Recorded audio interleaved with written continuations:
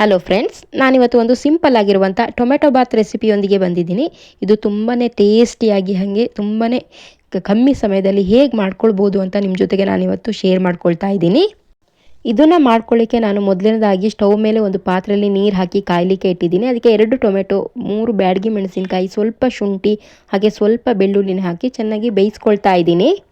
ಒಂದು 10 ನಿಮಿಷ ಇದನ್ನು ಕುದಿಸ್ಕೊಂಡ್ರೆ ಸಾಕಾಗುತ್ತೆ. ನಂತರ ನಾನು ಇದನ್ನು ಎತ್ತಿ ಇಟ್ಕೊಂಡು ತಣ್ಣಗಾದ್ಮೇಲೆ ಒಂದು ಮಿಕ್ಸಿ ಜಾರಿಗೆ ಹಾಕ್ಕೊಳ್ತಾ ಇದ್ದೀನಿ.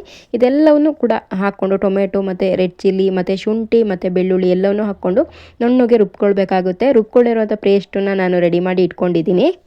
ಇವಾಗ ಒಂದು ಕುಕ್ಕರ್ನ ತೊಗೊಂಡ್ಬಿಟ್ಟು ಒಂದು 3 ಸ್ಪೂನ್ ಎಣ್ಣೆ, ಒಂದು 2 ಸ್ಪೂನ್ ತುಪ್ಪ ಹಾಕ್ಕೊಂಡು ಹಾಗೆ ಸ್ಪೈಸಸ್ಗಳನ್ನ ಹಾಕ್ಕೊಳ್ತಾ ಇದ್ದೀನಿ. ಹಾಗೆ ಒಂದು ಚಿಕ್ಕದಾಗಿರುವಂಥ ಈರುಳ್ಳಿನೂ ಕೂಡ ಕಟ್ ಮಾಡಿ ಹಾಕ್ಕೊಂಡಿದ್ದೀನಿ. ಈರುಳ್ಳಿ ಸ್ವಲ್ಪ ಹೊತ್ತು ಬೆಂದ ನಂತರ ನಾನು 2 ಹಸಿಮೆಣಸನ್ನು ಹಾಕ್ಕೊಳ್ತಾ ಇದ್ದೀನಿ. ಇದನ್ನು ಆಪ್ಷನಲ್ಲು, ಬೇಕಿದ್ರೆ ಹಾಕ್ಕೊಳ್ಳಿ, ಇಲ್ಲಾಂದರೆ ಸ್ಕಿಪ್ ಮಾಡ್ಕೊಳ್ಳಿ. ಹಾಗೆಯೇ ಒಂದು ಟೊಮೆಟೊ ಕೂಡ ಸೇರಿಸ್ಕೊಂಡು ಆಯಿಲಲ್ಲಿ ಚೆನ್ನಾಗಿ ಫ್ರೈ ಮಾಡ್ಕೊಳ್ಬೇಕು. ನಂತರದಲ್ಲಿ ಇದಕ್ಕೆ ನಾನು ರುಬ್ಬಿರುವಂಥ ಪೇಸ್ಟನ್ನು ಹಾಕ್ಕೊಳ್ತಾ ಇದ್ದೀನಿ.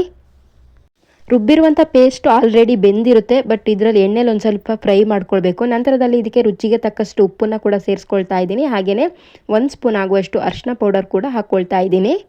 ನಾನು ಇದಕ್ಕೆ ಕೊನೆಯಲ್ಲಿ ಖಾರನ ನೋಡಿಬಿಟ್ಟು ಸ್ವಲ್ಪ ರೆಡ್ ಚಿಲ್ಲಿ ಪೌಡರ್ ಕೂಡ ಸೇರಿಸ್ಕೊಳ್ತೀನಿ. ನೀವೇನಾದರೂ ಗ್ರೀನ್ ಚಿಲ್ಲಿ ಬೇಡ ಅನ್ನೋರು ರೆಡ್ ಚಿಲ್ಲಿನೇ ಸ್ವಲ್ಪ ಜಾಸ್ತಿ ಕೂಡ ಸೇರಿಸ್ಕೊಳ್ಬೋದು.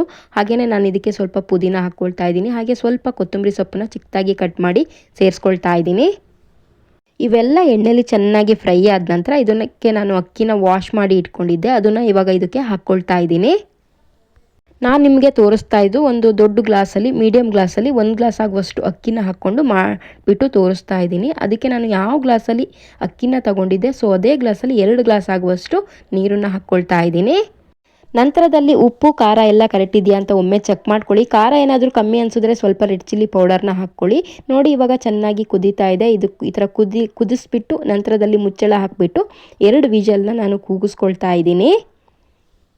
ನೋಡಿ, ನಾನಿವಾಗ ಮುಚ್ಚಳನ ಓಪನ್ ಮಾಡಿಬಿಟ್ಟು ತೋರಿಸ್ತಾ ಇದ್ದೀನಿ ಎಷ್ಟು ಚೆನ್ನಾಗಿ ಬಂದಿದೆ ಅಂತ ಟೊಮೆಟೊ ಬಾತು. ಇದು ಬಿಸಿ ಬಿಸಿ ಆಗಿರುವಾಗ ಇದಕ್ಕೆ ಸ್ವಲ್ಪ ಮೊಸರು ಬಜ್ಜಿ ಹಾಕ್ಕೊಂಡು ತಿಂತಾ ಇದ್ರಂತೂ ತುಂಬ ಟೇಸ್ಟಿಯಾಗಿರುತ್ತೆ.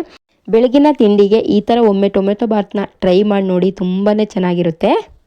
ಇದೇನಾದರೂ ಇಷ್ಟ ಆಯಿತು ಅಂದರೆ ಮಿಸ್ ಮಾಡದೆ ನನ್ನ ಚಾನಲ್ನ ಸಬ್ಸ್ಕ್ರೈಬ್ ಮಾಡ್ಕೊಳ್ಳಿ.